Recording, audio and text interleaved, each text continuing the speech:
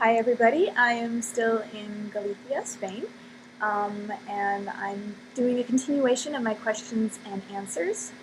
Um, let's see how in tune everybody is with picking up the responses, if it matches with the telepathic message. Sometimes though with my emails I have, it just comes to me, somehow, I don't know how, I remember every single email that I get, and it's hundreds, and it just comes to me throughout the day. Certain ones that they wrote, like, a couple months back or whenever, I was always like, okay, now you have to write back to them today at this time. Because a lot of times people say, oh, when you write, your emails are always so timely as well. So that's kind of a cool thing. And last time I said how I tend to respond telepathically first, and then give my fingers some exercise for other ones when I'm ready to respond for confirmation. So I wanted to see how accurate this is and with people and comparing the answers on a YouTube, through YouTube rather through emails. Now, let's just see how clear this sounds.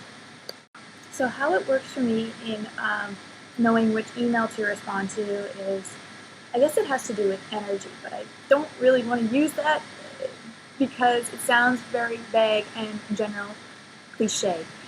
So let me find a better way to articulate this. We all have unique fingerprints, right? And everybody also has their unique energy imprint as well, which when, with police, if they want to find somebody, they would just look them up through their fingerprints, and anywhere in the world, there you go. So it's kind of the same thing with energy and feeling people's auras and signature imprint, if you will. Now, questions. One person wrote me and said that they're yeah, I can't say it right. They are afraid of their own success. I really understand this. It's difficult. It is. Because I think, though, it's not about, we should be looking at our definition of success. And I think a lot of the times, rather than having it to do with doing things that exceed our potential, be it, if we want to look at it from the way the world sees it, as fame or fortune or things like that, I see success as defined as happiness. Now, some people are even afraid of that, and I think that has to do with us being comfortably numb, which is conditioned to, if were born into pain, and pain is all you know, and if someone tries to offer something different, or if you're born in prison and someone tries to tell you something different, you will most likely attack that other person. This is our comfort where we're at, and to go outside of that zone of familiarity is a very scary thing. But I mean, I keep being pushed by this, understanding of our infinite potential, and if we are this infinite potential, then no, we definitely aren't. But the way that we are living is then very much an insult compared to how we can be living, and I really think we need to explore this.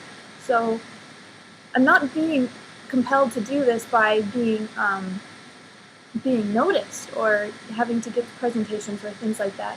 It's always acting up every time I do. Anyway, doesn't matter. It's just again, it's my message that's always more stronger. And it's funny because now that at first when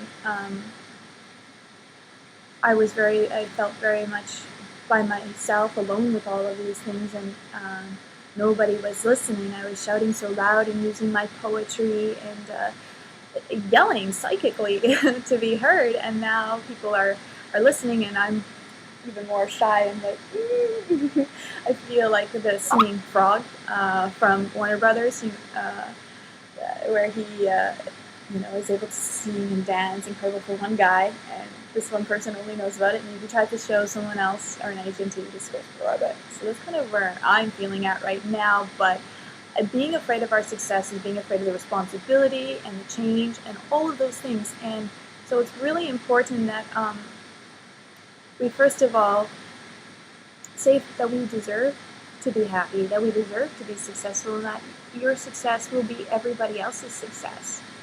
And to be brave enough to explore away from our familiarity, uncharted water,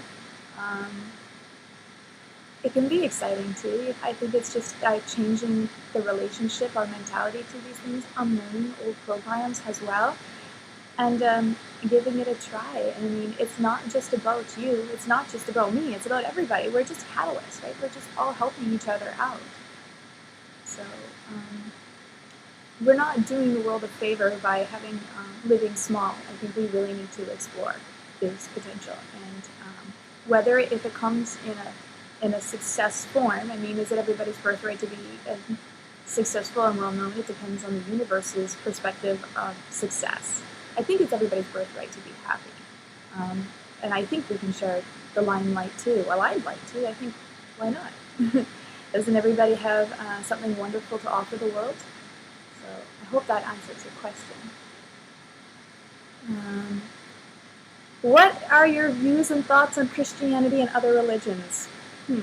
Well, I am going to respond to this question in a very coy kind of a way, and also I'm going to give you guys homework. I am going to send you guys on a scavenger hunt of lyrics from my favorite artist, Jewel, because I feel that she coincides with my feelings on the subject, and she articulates it exceptionally.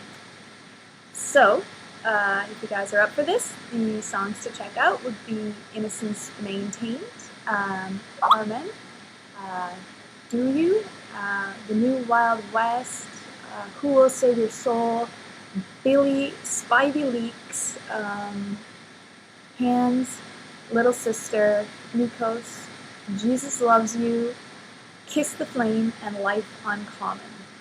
There you go. And let's see here. In your Burma Heaven video, you talked a little bit about your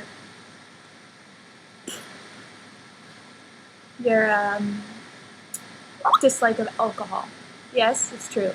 I dislike alcohol. I think that, I don't know, I'm suspicious that, the world works so hard for their paycheck, and when they finally get it on the weekend, they tend to, spend most of it on drinking excessively. The amount of money that we spend on alcohol is absolutely appalling to me, and we drink so much that we end up, spending the end of our night conversing to a toilet, saying, "You're the only one that understands me, toilet."